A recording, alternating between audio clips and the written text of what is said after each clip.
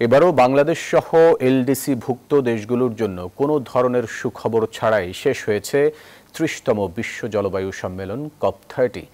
জলবায়ুর প্রভাবে ক্ষতিগ্রস্ত দেশগুলোর জন্য আর্থিক সহায়তার বিষয়ে কোনো সিদ্ধান্ত আসেনি এই সম্মেলন থেকে।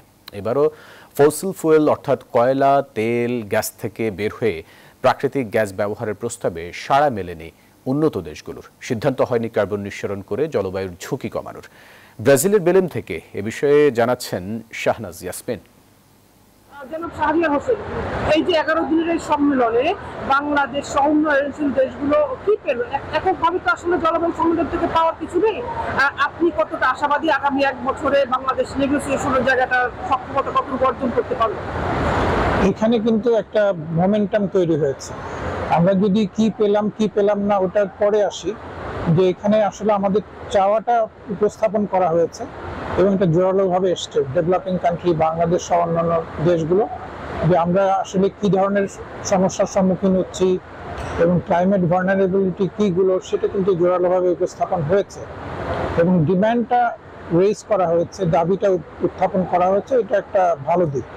কিন্তু আলটিমেটলি আমরা দেখেছি যে এই 2 সপ্তাহের আলোচনার শেষে কেউ কোনো বাইন্ডিংসের জায়গায় এগ্রিমেন্টে আসতে চাচ্ছে না।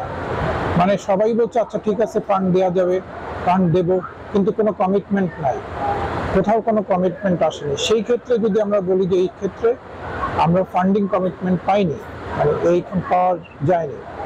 আর যদি ফসিল ফুয়েল রিডাকশনের কথা বলি, কমানোর কথা বলি, সেখানেও কিন্তু একটা বড় ধরনের প্রতিবন্ধকতা তৈরি হয়েছে।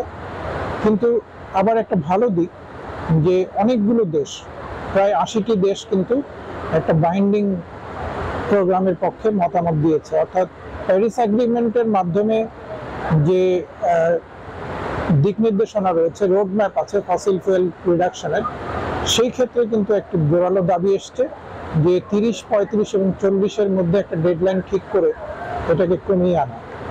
কিন্তু আবার অন্যদিকে 29টা দেশও কিন্তু এটার বিরোধিতা করছে।